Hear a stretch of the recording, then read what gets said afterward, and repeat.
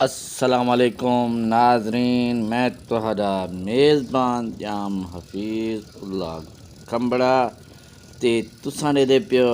H के TV 70 ते अज मैं घर बैठा हम क्योंकि जुम्मा दा जाड़ा हा।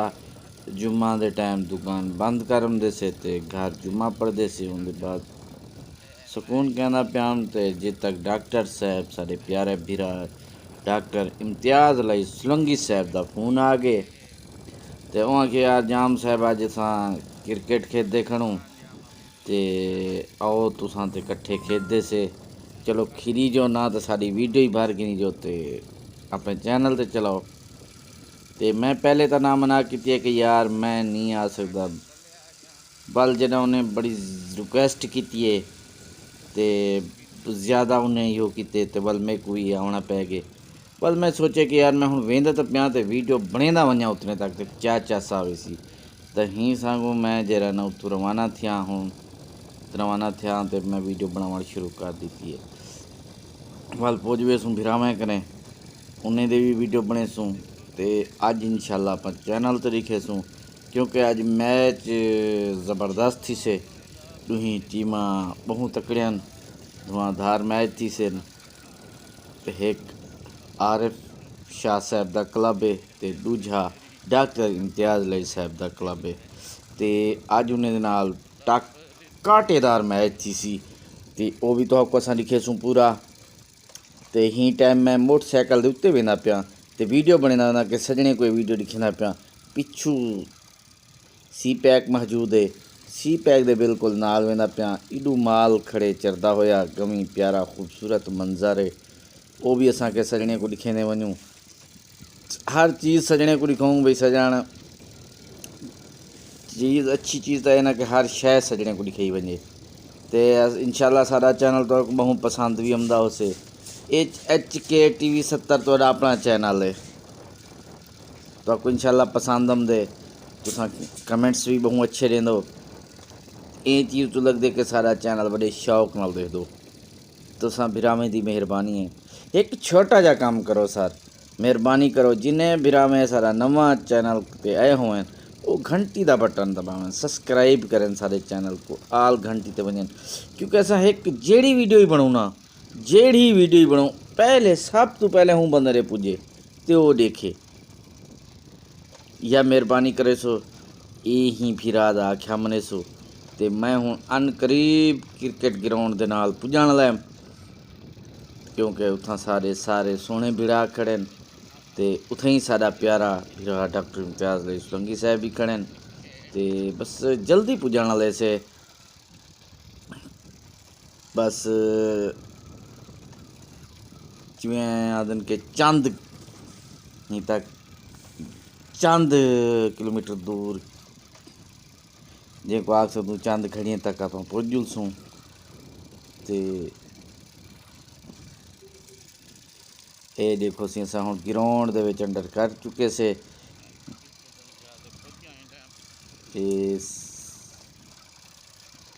माशाल्लाह सी इडू पिच भी नज़र आती पियो से तो पिछू खिलाड़ी भी आ गए ओ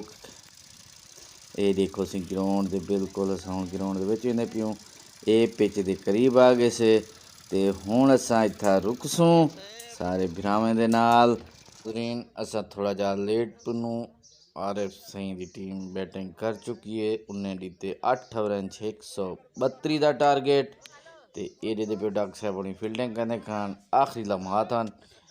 असा जिस टाइम पुनू उनके बाद डॉक्टर साहब ने खुद बैटिंग शुरू की है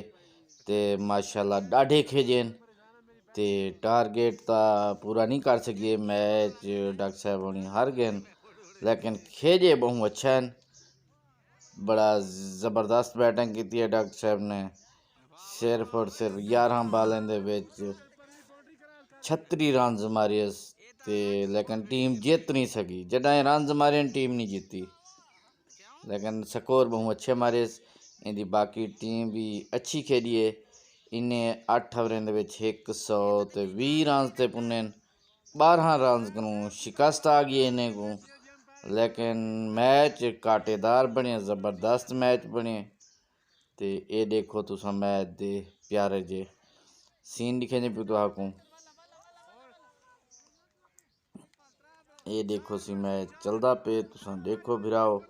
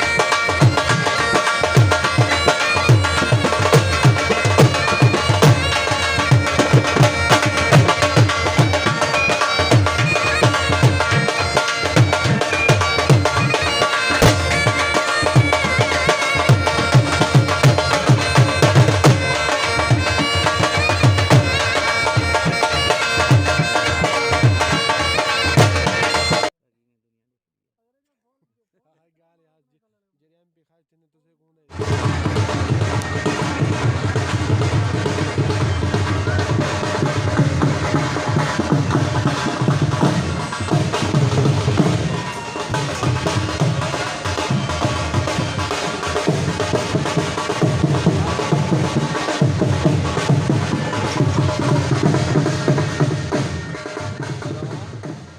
नहीं मां क्या खंभे नाम ले गिट्टे ने पग्गा निकलदा भी मुझे पता नहीं किसी कहना ना हुन बैटिंग खड़ गई नहीं दी पहले दाढ़ी चलदी है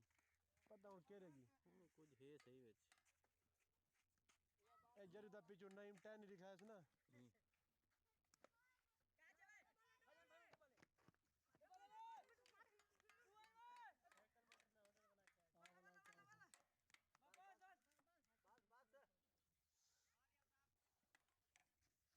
नवी बाल ले तो सारे चैनल सब्सक्राइब बेल की जरूरी था चैनल दिखा था कर छड़ी क्या नाम है HKTV 70 HKTV 70 ठीक है यो कोई लिखे सी ने आवे सी ठीक है ना YouTube पे HKTV 70 हाँ ज्यादा ते कोई एक मनु